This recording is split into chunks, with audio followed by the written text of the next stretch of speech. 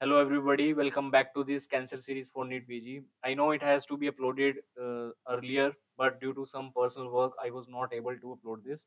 So, apologies from my side. And let's start this video now. So, you will be assured of every question from soft tissue tumors that it will not be left in the exam. I'll be covering all the PYQs, all the important points which has to be asked from the examiner in the soft tissue tumors. So, first is desmoid tumor. Okay, so desmoid tumour में सबसे पहले important है markers. So we should know the markers first. So it is positive for vimentin, actin, beta catenin and negative for desmin, cytokeratin and S100. अब exam में क्या होता है ना, डेस्मोइड ट्यूमर हम देखते हैं. डेस्मोइड ट्यूमर में एग्जामिनर क्या देगा, डेस्मिन एक ऑप्शन देगा मार्कर्स में, और हम उसको मार्क कर देंगे. क्यों? क्योंकि डेस्मोइड और डेस्मिन राइम करते हैं, एक जैसे लग रहे हैं, बट नहीं. इसके मार्कर्स हैं vimentin, actin and beta Katrin. आप इसको कैसे याद रखोगे? आप इसको याद रखोगे, वेब बनाना है आपने. ठीक है, वेब, VAB वेब बना लो. ठीक है, या फिर BAB बाव बना लो, कुछ भी बना लो. VAB आप याद रख सकते हो. ठीक है, VAB vimentin, actin, beta Katrin. बस मोस्ट इंपॉर्टेंट इसमें ये आपको ये याद रखना है कि डेस्मिन नहीं है इसमें. ठीक है, डेस्मिन से कंफ्यूजन होती है, डेस्मिन नहीं है. साइटोकैरेटिन एंड S100 भी नहीं है. तो वाइमेंटिन, एक्टिन, बीटा कैटेनिन है, डेस्मिन, CK और S100 नहीं है. Now physiology integration. क्यों? क्योंकि सारे मार्कर्स जो हैं, सेल मार्कर्स और जंक्शन मार्कर्स जो हैं, वो सारे के सारे फिजियोलॉजी में ही कवर किए जाते हैं. So let's come to the cytoskeleton structure. So there are two structures basically, filaments and tubules. Tubules हम सबको पता है, अल्फा एंड बीटा. फिलामेंट्स में क्या है, micro and intermediate filament. Intermediate filament जो है वो मोस्ट इंपॉर्टेंट है, because there are cell markers in the intermediate filament, सारे के सारे. Vimentin, cytokeratin, desmin and GFAP. तो हमने देखा था ऊपर, वाइमेंटिन के लिए पॉजिटिव था, बट डेस्मिन के लिए नेगेटिव था, और साइटोकैरेटिन के लिए भी नेगेटिव था. ठीक है, तो ये दोनों के लिए नेगेटिव था डेस्मोइड ट्यूमर, बट वाइमेंटिन के लिए क्या था, पॉजिटिव था. ये आपको ध्यान रखना है, वेरी इंपॉर्टेंट है फिजियोलॉजी इंटीग्रेशन इसका. अब देखते हैं इंटरसेलुलर जंक्शंस के अंदर क्या है. तीन है, गैप जंक्शंस है, टाइट जंक्शंस है और एडेरेंस जंक्शंस है. एडेरेंस क्या है, ये एडहेयर करने में हेल्प करते हैं. ठीक है, सेल को एडहेयर करने में हेल्प करते हैं. टाइट क्या है, ये लीक नहीं होने देते, ये लीकेज को प्रिवेंट करते हैं. गैप जंक्शंस क्या है, गैप जंक्शंस ट्रांसपोर्टेशन में हेल्प करते हैं. गैप जंक्शंस ट्रांसपोर्टेशन में हेल्प करते हैं. सो एडहेरेंस में क्या है, कैटेन, actin, catenin and cadherin. So desmoid tumour किसके लिए पॉजिटिव था, वाइमेंटिन के लिए था, कैटेनिन के लिए था और एक्टिन के लिए था. तो इन तीनों के लिए पॉजिटिव था. So this was positive for desmoid tumour. ठीक है, cadherin is another intercellular junction protein which helps in adherence. अब देखते हैं टाइट जंक्शन. टाइट जंक्शन में क्या, claudin, occludin and JAM. Gap junction में क्या, कोनेक्सिन एंड सिंसीशियम. ये तो ऑलमोस्ट सबको याद रहते हैं, भूलते क्या हम इसमें से, क्लोडिन, ऑक्लूडिन एंड जैम. ऑक्लूडिन भी पता लग रहा है, ऑक्लूड कर रहा है यानी कि टाइट है. क्लोडिन में आप देखोगे CLAU यानी कि क्लोड. क्लोड का मतलब भी क्या होता है, जैसे हम कहते हैं ना क्लाउड्स. क्लाउड्स क्या करते हैं, स्काई को क्या करते हैं, ब्लॉक कर देते. तो क्लोडिन जो होगा वो क्या करेगा, ब्लॉक करेगा. ये भी tight junction. So this was the mnemonic. Next come to the, अभी तक हमने क्या देखा है डेस्मोइड ट्यूमर में. डेस्मोइड ट्यूमर में हमने देखा है सबसे पहले इसके मार्कर्स. मार्कर्स में हमने देखे वाइमेंटिन, एक्टिन, वेब के लिए पॉजिटिव है वाइमेंटिन, एक्टिन, बीटा कैटिनिन. नेगेटिव है डेस्मिन, साइटोकैरेटिन और S100 के लिए नेगेटिव है. सबसे पहले हमने मार्कर्स देखे, फिर उसके बाद हमने इन्हीं मार्कर्स को लेके फिजियोलॉजी का इंटीग्रेशन किया इसके साथ, जिसमें हमने देखा है साइटोस्केलेटल स्ट्रक्चर्स और इंटरसेलुलर जंक्शन के स्ट्रक्चर्स देखे हमने. नेक्स्ट उसके बाद हमने इसमें देखा कि इंटरसेलुलर के अंदर क्या इंपॉर्टेंट है, एक्टिन एंड कैटिनिन जो है वो डेस्मोइड के लिए पॉजिटिव थे. इंटरमीडिएट फिलामेंट में क्या इंपॉर्टेंट था, वाइमेंटिन के लिए पॉजिटिव, साइटोकैरेटिन और डेस्मिन के लिए नेगेटिव था. ठीक है, now come to the features, very important. Examiner हर बार आपको फीचर्स देगा या फिर आपको डेस्मोइड ट्यूमर देगी, फीचर्स पूछ लेगा. आपको करेक्ट स्टेटमेंट मार्क करनी होगी NICT में. और नीट के अंदर क्या होगा, एक क्लिनिकल सिनेरियो दे रखा होगा और आपको डेस्मोइड ट्यूमर आइडेंटिफाई करना होगा. First is painless. It is a painless tumour. ठीक है, पेनफुल ट्यूमर नहीं है, this is not painful, it's painless, non tender. The most common question is, यही आता है एग्जाम में, extra abdominal, more than abdominal, more than intra abdominal. This is the epidemiology. ठीक है, जो patient, maximum patients extra abdominal tumour के साथ आते हैं, फिर आते हैं एब्डोमिनल, देन आते हैं intra abdominal. This is also the PYQ. Now associated with Gardner variant of FAP, that is familial adenomatous polyposis. ठीक है, तो इसमें गार्डनर वेरिएंट में क्या होता है, सिंड्रोम भी बोलते हैं, गार्डनर सिंड्रोम भी बोलते हैं इसको. इसमें क्या होगा, फैप होगा, डेस्मोइड ट्यूमर जो हमने देख चुके हैं, sebaceous cyst, osteomas and dental issues. So this is the dose, Gardner's dose. ठीक है, sebaceous cyst, osteomas and dental issues. ठीक है, तो ये आपको चीजें याद रखनी है इसमें। डोज से गार्डनर्स डोज आपको याद रखना है। ठीक है, डी से क्या आ जाएगा, डेस्मोइड ट्यूमर, डी से डेस्मोइड ट्यूमर, डी से डेंटल इश्यूज, ओ से ओस्टियोमास, एस से सीबेशियस सिस्ट। ठीक है, this is clear. Gardner's variant, अब आप मेरे को कमेंट्स में बताना कि फैप का दूसरा फैप से एसोसिएटेड दो सिंड्रोम्स होते हैं, एक होता है गार्डनर सिंड्रोम, चलो मेरे को बता देता हूँ, एक होता है टर्कोट सिंड्रोम। अब आपको मेरे को कमेंट्स में बताएं टर्कोट सिंड्रोम में क्या क्या फीचर्स मिलते हैं। ठीक है, now come to the diagnosis. Diagnosis में क्या ट्रू गट बायोप्सी करेंगे डायग्नोसिस के लिए, बट अगर एग्जाम में पूछा जाएगा इन्वेस्टिगेशन ऑफ चॉइस क्या, सो इन्वेस्टिगेशन ऑफ इज एमआरआई। अब इन्वेस्टिगेशन ऑफ चॉइस जो एमआरआई होती है वो एक्सटेंट के लिए भी इंपॉर्टेंट होती है। अगर हमें सार्कोमास में या फिर सॉफ्ट टिश्यूज में अगर हमें एक्सटेंट देखना है तो हम उस केस के अंदर हम क्या करेंगे, एमआरआई को ही प्रायोरिटाइज करेंगे। Now the treatment is wide local excision, मतलब जितना भी हमारे पास डेस्मोइड ट्यूमर होगा उसको हम वाइड लोकली एक्ससाइज कर देंगे। ठीक है, wide local and excision, this is wide local excision. Okay, now medicine part में क्या मिलेगा, tamoxifen it reduces local recurrence, अब आपका होमवर्क क्या है टेमोक्सिफेन से रिलेटेड, मैंने मेरे ही चैनल पे क्वेश्चन पोस्ट करा हुआ है related to HRT hormonal replacement therapy, उसमें मैंने टेमोक्सिफेन, रिलॉक्सिफेन, डेलॉक्सिफेन इन सभी के बारे में बता रखा है। आपको मुझे उसी क्वेश्चन से जाके कमेंट्स में बताना है अदर्स HRT के बारे में, लाइक रेलॉक्सिफेन, ठीक है, डेलॉक्सिफेन के बारे में।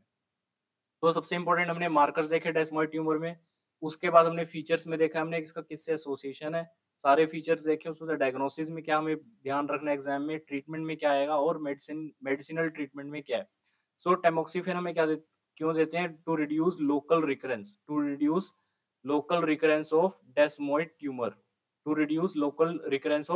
Tumour, now coming to the soft tissue sarcomas. Okay, second is soft tissue sarcomas, पहले डेस्मोइड ट्यूमर देखा, अब सॉफ्ट टिश्यू सार्कोमास देखेंगे। Most common is liposarcoma, lipo means lipid. Okay, ये सबको पता ही है हमें, इसका जो ट्यूमर वेरिएंट होगा वो होता है लाइपोमा, इसका जो मैलिग्नेंट वेरिएंट है this is malignant variant is liposarcoma and it is also most common in retroperitoneum. Most common STS is liposarcoma, and also most common in retroperitoneal.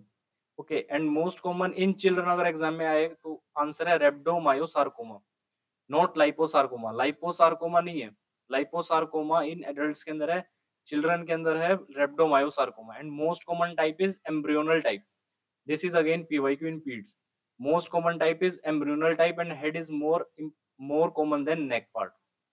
ठीक है, सो नाउ मोस्ट कॉमन हमने दो चीज देखी, लाइपोसार्कोमा adults में, children में रेप्डोमायोसार्कोमा, retroperitoneum अगर है तो retroperitoneum is also liposarcoma. Now coming to the features, so सबसे इंपॉर्टेंट फीचर है जो सॉफ्ट टिश्यू सार्कोमास होते हैं, they do not breach fascia, ये फेशिया को कभी ब्रीच नहीं करेंगे। ठीक है, यहाँ पे ट्यूमर है, so this is fascia, fascia को कभी भी ब्रीच नहीं करेगा। Okay, it will spread with the haematogenous route like GIST and phyllodes, हमने जिस्ट और फाइलोइड्स में भी हमको पता है phyllodes is a breast tumour and GIST is a gastrointestinal stromal tumour, so these both spread via hematogenous route not via the lymph nodes. But overall अगर हम हिमेटोजेनस spread में देखें तो ओवरऑल क्या है, लंग्स है, this is the PYQ। Bone नहीं है, लीवर नहीं है, बट अगर क्वेश्चन में स्पेसिफिकली पूछो कि रेट्रोपेरिटोनियली कौन सा मोस्ट कॉमन ओवरऑल स्प्रेड का पॉइंट है तो दैट इज द लीवर। अगर एग्जाम में मोस्ट कॉमन और ओवरऑल पूछा जाए तो आपको आंसर देना लंग्स, बट अगर रेट्रोपेरिटोनियली पूछा जाए तो आंसर देना liver. Now lymph node spread नहीं है, एब्सेंट है, एक्सेप्ट 5 है, angiosarcoma, rhabdomyosarcoma, clear cell tumour and epithelial sarcomas, fourth and fifth synovial sarcoma. तो आपको इसका क्या इसका निमोन क्या, E cars, they spread via lymph. Okay, E cars, S for synovial, R for rhabdo, A for angio, C for clear cell, E for epithelial. Very important. This is very important. Okay, now it has a very high local recurrence. हमने डेस्मोइड tumour में देखा था, डेस्मोइड tumour में हम क्या दे रहे थे, हम दे रहे थे टैमोक्सिफिन, डेस्मोइड ट्यूमर में दे रहे थे tamoxifen to reduce local recurrence. Okay, but यहाँ पर भी सेम है, सॉफ्ट टिश्यू सार्कोमास में क्या है, very high local recurrence. Okay, very high local, this is also PYQ। Now diagnosis, तो डायग्नोसिस में क्या है, true cut biopsy. Again diagnosis में क्या है, ट्रू कट बायोप्सी। डेस्मोइड में भी ट्रू कट बायोप्सी ही थी, ठीक है, डेस्मोइड में भी ट्रू कट बायोप्सी थी। लोकल स्टेजिंग क्यों कर रहे हैं, हमें लोकली इसका एक्सटेंट देखना है, तो लोकली जहां पर हमें एक्सटेंट देखना पड़ेगा वो हम क्या करेंगे, एमआरआई, ठीक है, right. Now treatment is wide local excision, यहाँ पर 2 सेंटीमीटर की मार्जिन रखनी है in the soft tissue sarcomas को एक्साइज करने के लिए। Very important again for it was the PYQ. और क्या करना है, R naught resection. What is the R naught resection? R naught resection होता है जब माइक्रोस्कोपिकली ट्यूमर को खत्म कर दें, माइक्रोस्कोपिकली जब ट्यूमर को रिमूव करते हैं, so that is called R naught resection. Okay, now most important prognostic factor is stage of tumour. Lymph node spread नहीं है, रिमेंबर लिम्फ नोड स्प्रेड नहीं है, क्योंकि लिम्फ नोड से स्प्रेड नहीं होता एक्सेप्ट ई कार्स जो निमोनिक था, ठीक है। Now the most important prognostic factor is stage of tumour, it is also the PYQ. Now coming to the malignant melanoma, again marker से शुरू करते हैं। HMB45, Melan A and S100, HMB45, Melan A and S100, these are the markers। HMS, okay, HMS, ठीक है, HMS, HMB, Melan A and S100, या फिर SMH, आप कुछ भी इसको याद बना सकते हो, याद रख सकते हो। नाउ इसका जो ट्रीटमेंट है वो again that is wide local excision. तो वाइड लोकल एक्सीजन किसके लिए हमने पढ़ा, डेस्मोइड के लिए, सॉफ्ट टिश्यू सार्कोमास के लिए, और मिलिग्नेंट मेलानोमास के लिए। नाउ अब आते हैं इनके टाइप्स के ऊपर। तो there are basically 5 types, superficial, lentigo, acral, nodular, desmoplastic. मैं इनके सिर्फ आपको पीवाईक्यू पॉइंट्स बताऊंगा। सुपरफिशियल टाइप जो है that is most common overall, young में मिलेगा, सन एक्सपोज्ड में मिलेगा, एंड प्री एग्जिस्टिंग मोल्स। तो जितने भी हम लोग देखते हैं ना, आप इसको ऐसे याद रखो, जो कॉमनली आप लोग देख रहे हो, जैसे कि प्री एग्जिस्टिंग मोल है, किसी को तिल है, ठीक है, कोई बंदा बहुत ज्यादा सन एक्सपोज है, जैसे कि एथलीट्स हो गए, और जो बाहर बाहर रह के काम कर रहे हैं, कंस्ट्रक्शन वर्कर्स हो गए, ठीक है, ये लोग, यंग बच्चे हो गए, और that is the most common is superficial. इन सब के अंदर सुपरफिशियल मोस्ट कॉमन मिलेगा। दूसरा क्या है, lentigo. Lentigo is elderly and best prognosis. इसको कैसे याद रखोगे, लेंटिगो क्या होता है, फ्रिजाइल लोग होते हैं, फ्रिजाइल लेंटिगो, ठीक है। तो इसमें क्या करें, एल्डरली जो लोग होते हैं वो बहुत ज्यादा, एल्डरली जो लोग होते हैं वो बहुत ज्यादा फ्रिजाइल होते हैं, लटके हुए रहते हैं, ऐसे ऐसा लगता है जैसे बहुत ज्यादा आलसी हैं, ठीक है, लटके हुए आलसी। सो दैट इज लेंटिगो, ठीक है। आप इसको कैसे करें, लटके हुए, ठीक है, दैट इज एल्डरली। और आलसी भी होता है बेस्ट प्रोग्नोस, क्योंकि जो बड़े बूढ़े होते हैं they are always the best, ठीक है, इसको ऐसा रखना, they are not the best, it's not true, but this is the mnemonic. Okay, now the acral type. Acral type किसमें मिलेगा, dark skin people and aggressive. So acral को कैसे आप याद रखो, एक्रल यानी कि अकड़े हुए, ठीक है, एक्रल यानी कि अकड़े हुए। तो जो लोग अकड़े हुए होते हैं that are very aggressive and these are dark people, ठीक है, you have to be away from them. Now the nodular, nodular type has the worst prognosis. Desmoplastic has the perineural invasion and painful, this is the PYQ, ठीक है। Malignant melanoma है और आपके features उसको दे रखे हैं, मेलिग्नेंट मेलानोमा के features दे रखे हैं, और आपको बोल रखा है पेनफुल है अगर वो, तो आपको कैसे याद रखना है इसको, डेस्मोप्लास्टिक। कैसे याद रखोगे, डेस्मोप्लास्टिक है, इसमें प्लास्टिक में पीआर है, and that is the painful. जो प्लास्टिक होता है ना, जो प्लास्टिक हो वो आसानी से स्ट्रेच नहीं होता, जो प्लास्टिक होता है वो आसानी से स्ट्रेच नहीं होता, ठीक है, आसानी से स्ट्रेच नहीं होता, तो पेनफुल होता है, इसको ऐसे याद रख लेना, so that is the painful, ठीक है।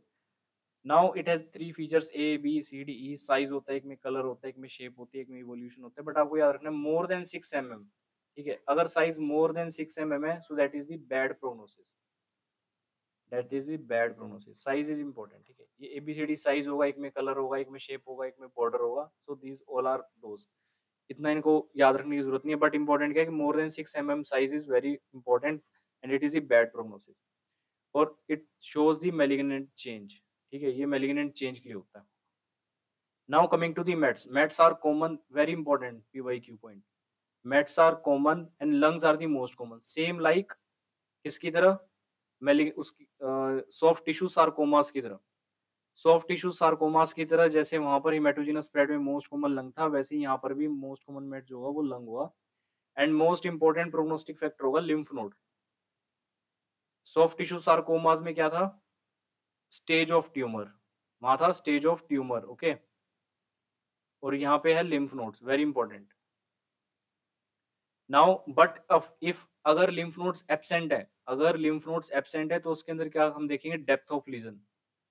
प्रोग्नोस्टिक फैक्टर के लिए most important prognostic factor if lymph node is absent, ठीक है, this is very important. Now what is the Hutchinson science? अगर आप नेल में किसी के देखोगे और वो आपको ऐसा लगेगा जैसे कि पेशेंट जो है वो वोट दे के आया, अभी वोट की तरह उस पर निशान लगा होगा ब्राउन कलर का या ब्लैक कलर का, ठीक है, ब्राउनिश ब्लैक हो सकता है, फिर ब्लैकिश ब्राउन हो सकता है, कुछ भी हो सकता है। So that is superficial spreading more than acral. This is again the PYQ. किस टाइप में मिलेगा? सुपरफिशियल स्प्रेडिंग में मिलेगा more than acral. Okay, now coming to the immunotherapy, this is also from the treatment part. मतलब treatment में हम इसको दे सकते हैं दो तरह के ट्रीटमेंट, एक तो वाइड लोकल एक्सीजन किया था सर्जरी में और दूसरा क्या था मेडिसिन में। अब क्या पढ़ रहे हैं हम? इम्यूनोथेरेपी। सो तीन तरह की इसमें मोनोक्लोनल एंटीबॉडीज हैं। First is BRAF, that is dabrafenib, interleukin 2 inhibitor, that is the ipilimumab, then MAPK, that is the trametinib, ठीक है। इनको आपको याद रखना है फार्मा के लिए, ठीक है। फार्मा में INI के लिए एग्जाम में बहुत ज्यादा इंपॉर्टेंट है ये। BRAF डेब्राफिनिब, ब्राफ के अंदर तो ब्राफ आ रहा है, ठीक है। इंटरल्यूकिन 2 के अंदर क्या आ रहा है? इप्लीमूमैब, इप्ली, ठीक है, I and L, ठीक है। इंटरल्यूकिन में I and L आ रहा है, इप्लीमूमैब। MAPK में M आ रहा है, M AM साथ साथ आ रहे हैं दोनों, AM, ठीक है। M tram, this is the mnemonic M tram. Interleukin 2 के अंदर क्या आ रहा है? इप्ली आ रहा है, I and L। ब्राफ के अंदर डेब्राफिनिब में ब्राफ आ रहा है। Now coming to the basal cell carcinoma, very important. Basal cell carcinoma बहुत ज्यादा इंपॉर्टेंट है, किसके लिए? डर्मा के लिए और सर्जरी दोनों के लिए। पहले सारे पॉइंट्स कवर करते हैं। It is the locally invasive tumour, no distant mets, very important, no distant mets, कोई भी मेट्स नहीं मिलेंगे। Lymph node spread uncommon, lymph node spread uncommon है, कोई डिस्टेंट मेट्स नहीं मिलेगा आपको। No distant mets, locally invasive, lymph nodes uncommon from basal epidermis से निकलते, जो एपिडर्मिस की जो हमारे पास 6 लेयर्स होती हैं उनमें से बेसल एपिडर्मिस से निकलता है। Infiltrative type is morphic type which releases type 4 collagen. This is the PYQ, INI के लिए बहुत ज्यादा इंपॉर्टेंट है। नाउ हमने अभी तक क्या क्या पॉइंट्स देखे? It is locally invasive, no distant mets, lymph nodes uncommon from basal epidermis, infiltrative type is morphic, release type 4 collagen. Chromosome number 9 patho point, again UV ray, जो पेशेंट्स को UV rays का exposure सबसे ज्यादा होता है उनमें basal carcinoma सबसे ज्यादा मिलेगा, ठीक है। White skin people, very important. Gorlin से associated with Gorlin syndrome, palisading pattern for histo, it means cell in parallel arrangement, it is called as the palisading pattern, ठीक है। अभी नीट 2025 में भी आया था, नीट PG 2025 में भी आया था, basal cell carcinoma. Okay, so now coming to the other features, most common हमें पता ही है, that is the face line joining angle of mouth to the ear lobule, this is ear lobule, this is the angle of mouth, तो यहाँ से लेके line joining के बीच में मोस्ट कॉमन होता है। Rolled out pearly white edges, जब आप इसकी इमेजेस देखो उसमें आपको आराम से मिलेगा, this is rolled out pearly white image, मतलब ऐसा लगेगा जैसे किसी ने स्किन को बाहर से ऐसे रोल कर दिया निकाल के। Okay, and diagnosis is again biopsy. Radiotherapy किस में देंगे? पेशेंट्स में जो एल्डरली पेशेंट्स होते हैं which are not fit for surgery, very important PYQ। मतलब आपको एग्जाम में दिया होगा एल्डरली पेशेंट का बता रखो 60 ईयर्स होगा, 65 ईयर्स होगा, और उससे रिलेटेड आपको सारे फीचर्स दे रखे होंगे, तो आप डायग्नोसिस बना लोगे BCG। फिर आपको ट्रीटमेंट के लिए पूछा होगा वाइड लोकल एक्सीजन करोगे या फिर रेडियोथेरेपी, तो रेडियोथेरेपी ही आपको करनी पड़ेगी। This is the very important PYQ point, ठीक है। रेडियोथेरेपी आपको किस में करनी है? अब सर्जरी करने के बाद अगर हम इसमें सर्जरी करते हैं, that is the wide local excision, या फिर हम माइक्रो सर्जरी करते हैं, most microscopic surgery high risk lesions में, तो उसमें आप फ्लैप कौन सा यूज करोगे? तो बाईपेडिकल फ्लैप है और एक है by lobe flap. By lobe flap जो होता है वो टिप ऑफ नोज के लिए यूज करते हैं, सिंगल ई आ रहा है, बाई लोब में भी सिंगल ई आ रहा है। बट अगर आप बाईपेडिकल फ्लैप यूज करते हो इसमें दो ई आ रहे हैं, तो उस केस में वो किसके लिए यूज करते हैं? वो यूज करते हैं आईलिड के लिए, क्योंकि आईलिड में भी दो ई आ रहे हैं। इसको ये निमोनिक है, इसको ऐसे याद रखना है, ठीक है। Now what are the high risk lesion of basal cell carcinoma? Very important PYQ, ठीक है, वेरी इंपॉर्टेंट। अगर कोई भी BCC 2 सेंटीमीटर से ज्यादा का साइज है उसका, रिकरेंट लीजन है, बार बार हो रहा है, पेरिन्यूलर इन्वेजन है, इसका मतलब जो कि आफ्टर इम्यूनो सप्रेशन डेवलप कर रहा है, यानी कि एक पेशेंट था उसको आपने इम्यूनो सप्रेशन दिया, उसके बाद क्या हो जाएगा? वो पेनफुल पेरिन्यूरल इन्वेड कर जाएगा, अगर अगर उसका ट्रीटमेंट ढंग से नहीं हुआ तो। सो that is the perineural invasion. और इसका जो मेन पॉइंट है वो क्या है कि मोस्ट कॉमन स्किन कैंसर जिनमें पेरिन्यूरल इन्वेजन देखा जाता है, they are squamous cell carcinoma, not basal cell carcinoma. This is the INI point.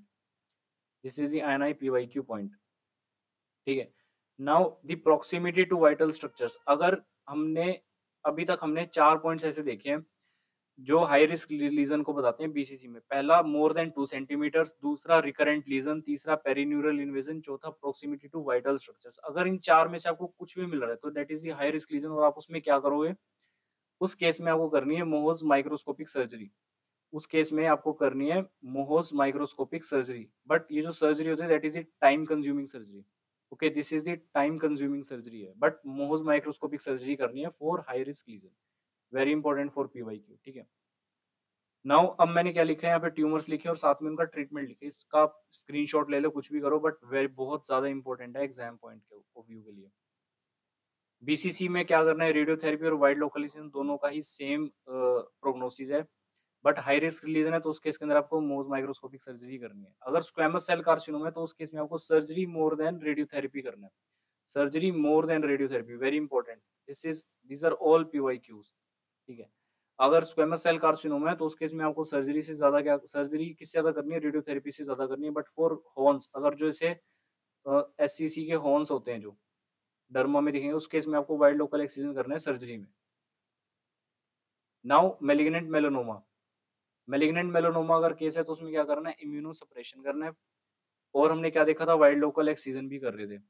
Soft tissue sarcomas में क्या करना है, वाइड लोकल एक्सीजन करना है, 2 सेंटीमीटर का मार्जिन हम पहले कर चुके हैं, रेडियोथेरेपी भी कर सकते हो, कीमोथेरेपी भी कर सकते हो, but main is wide local excision.